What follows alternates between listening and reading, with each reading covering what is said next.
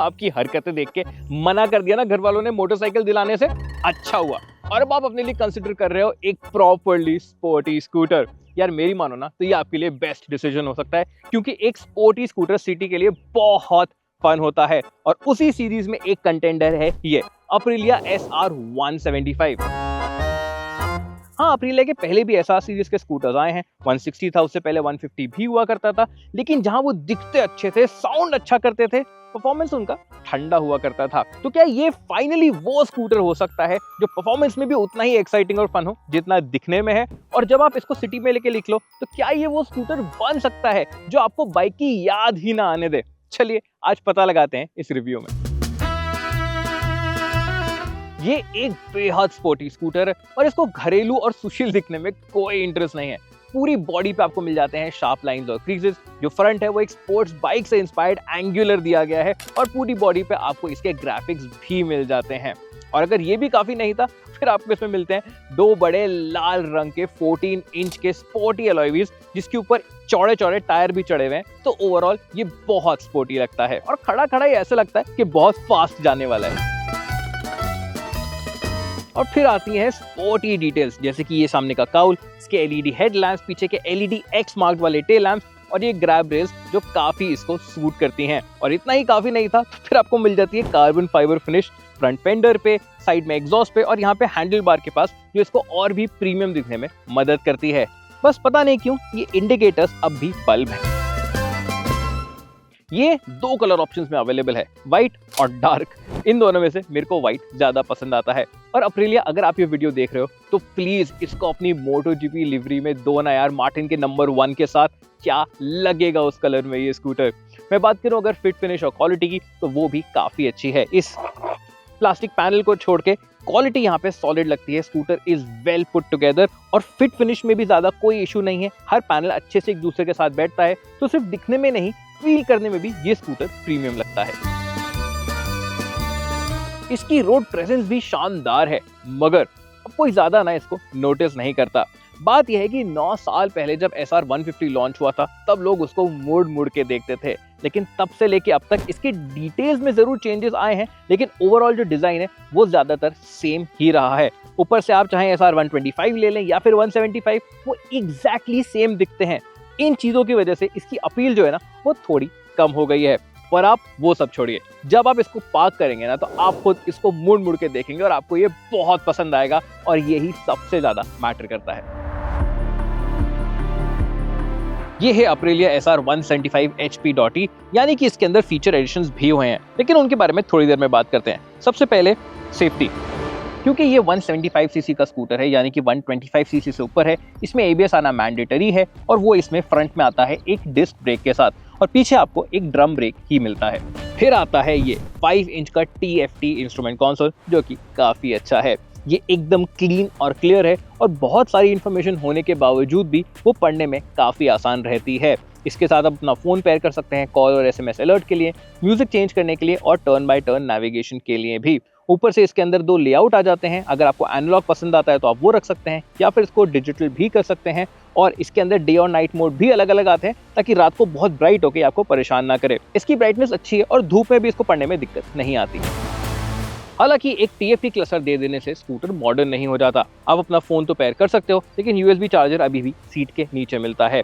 यहाँ पे वही पुराना की स्लॉट आता है। सीट खोलने के लिए चाबी निकाल के सीट में लगानी पड़ती है। पेट्रोल डलवाने के लिए पहले सीट को खोलना पड़ता है और ये सब बहुत ही इनकन्वीनियंट है। इसके अलावा यहाँ पे सामने आपको ब्रेक लॉक भी नहीं मिलता, तो ढलान पे अगर आप स्कूटर खड़ा करते हो तो दिल धक धक करने लग जाता है। और हाँ, वो फीचर मुझे ज्यादा नहीं पसंद, लेकिन इसमें ऑटो इंजन स्टार्ट स्टॉप भी नहीं आता। ऊपर से अब इसमें सेफ्टी के लिए एक side stand engine cut off भी आ गया है। लेकिन मुझे आदत है मेरे स्कूटर्स और बाइक को सुबह थोड़ी देर वार्म करने की चलाने से पहले, अब उसके लिए इसको सेंटर स्टैंड पे डालना पड़ जाता है। तो फीचर्स तो ठीक है, लेकिन मॉडर्न डे कन्वीनियंसेस इसमें जरूर और आने चाहिए थे। एक स्पोर्टी स्कूटर में प्रैक्टिकलिटी ढूंढना कुछ इसी तरह होता है जैसे रेगिस्तान के अंदर फाउंटेन ढूंढना। कोशिश कर सकते हो, मिलेगी नहीं। यहाँ पे भी आपको फ्लोर वुड पे जगह तो मिल जाती है, लेकिन वो आपके पैरों के लिए ही बस होने वाली है। सामने आपको हुक्स भी मिल जाएंगे, लेकिन यहाँ पे अगर कोई थैली या लंच बॉक्स लटका दिया तो वो आपके पैर के टकराने वाले हैं। अंडर सीट स्टोरेज भी यहाँ पे काफी कम मिलती है। फुल फेस हेलमेट नहीं आएगा, हाफ फेस हेलमेट फंसा के आ जाएगा। अगर वो नहीं रखने वाले हो तो यहाँ पे कोई लैपटॉप बैग भी फिट नहीं आने वाला, और इनफैक्ट लैपटॉप भी फिट नहीं आने वाला है। सिर्फ छोटे बैग ही इस बूट में आते हैं। लेकिन एक अच्छी बात है, यहाँ पे बूट लाइट मिल जाती है। बड़ा 14 इंच का व्हील है, एक बड़ा इंजन है, स्टोरेज की जगह तो खाएगा ही ना।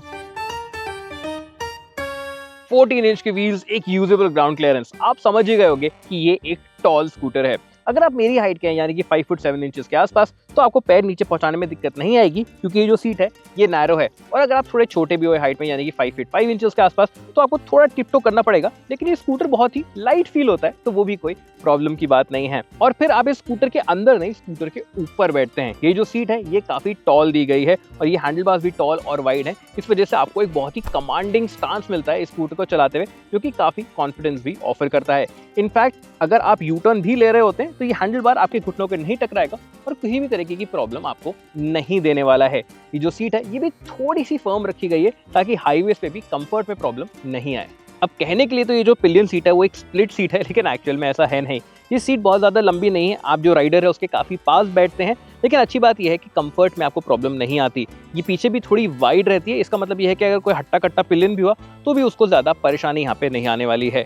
ये जो पीछे की तरफ आप ग्रैब रेल्स देख रहे हैं ये बहुत बड़ी है और पकड़ने के लिए काफ़ी कंफर्टेबल भी है।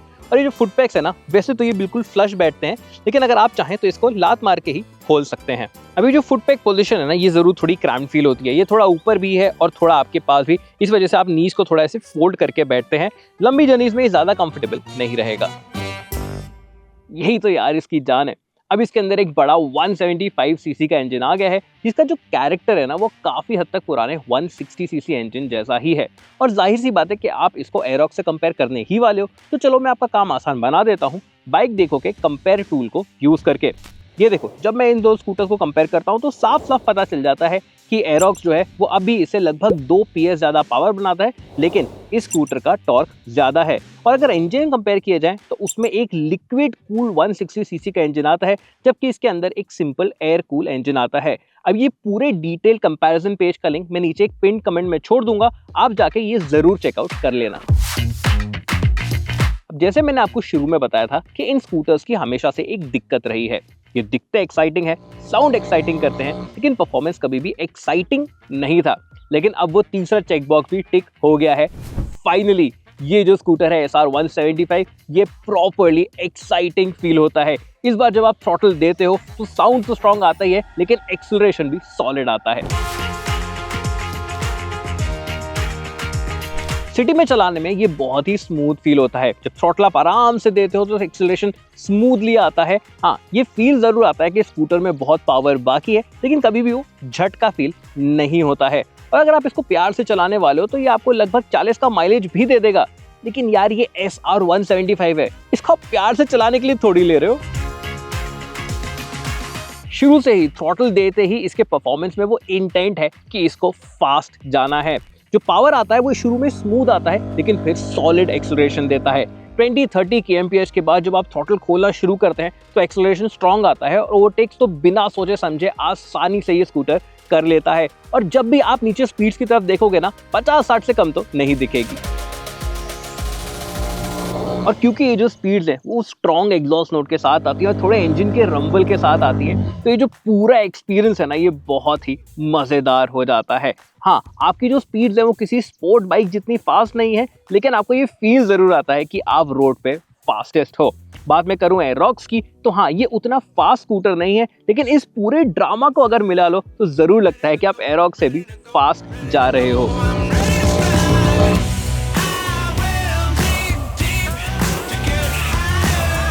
और अब तो इसके और एरोक्स के बीच में परफॉर्मेंस डिफरेंस भी बहुत ही कम रह गया है। हाँ, ये थोड़ा स्लो अभी भी है, लेकिन ऑलमोस्ट नेक टू नेक चलता है 60 तक।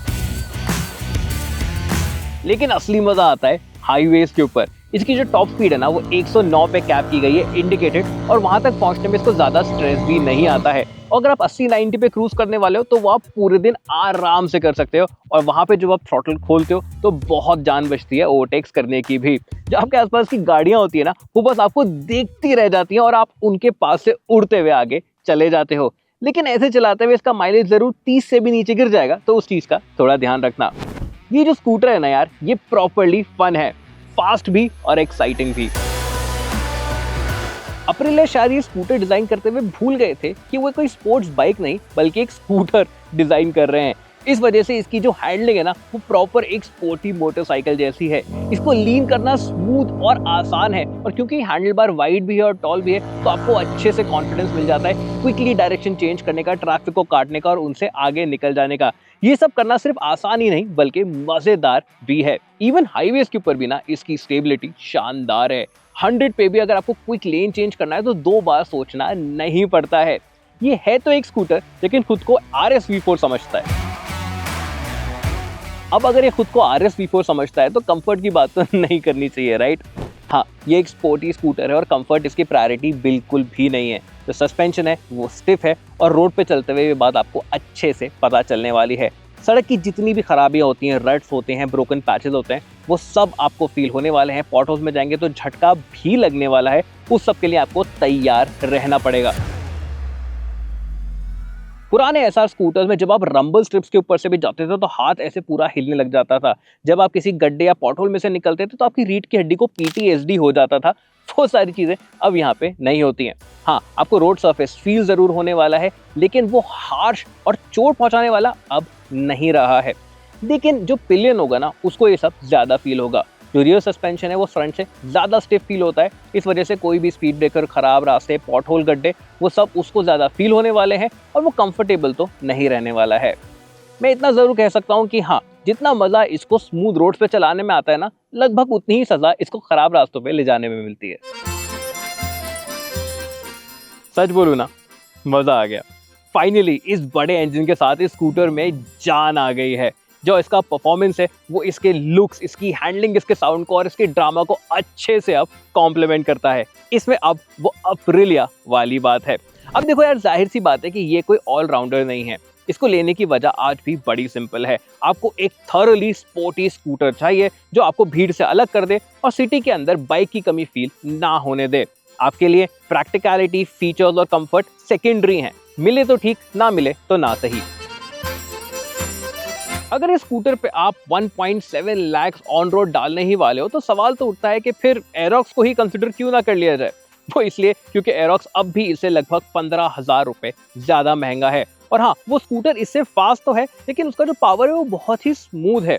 लेकिन ये स्कूटर उससे हल्का सा स्लो होने के बावजूद भी लगता है कि ज्यादा फास्ट जा रहा है। तो अगर आपका इंटरेस्ट फास्ट जाने में नहीं और फन में ज्यादा है तो ये स्कूटर आपको ज्यादा पसंद आएगा। वो जो लिंक मैंने नीचे पिन कर रखा है ना कमेंट्स में, उस पर जरूर जाइए क्योंकि दोनों स्कूटर्स की आपके शहर में ऑन रोड प्राइसेस और आपके पास वाली डीलरशिप के जो ऑफर्स हैं वो सारे वहां पे आपको मिल जाएंगे। तो क्या रही आपकी चॉइस, SR 175, कोई स्पोर्ट्स बाइक या फिर एरोक्स? जरूर बताओ मुझे कमेंट्स में।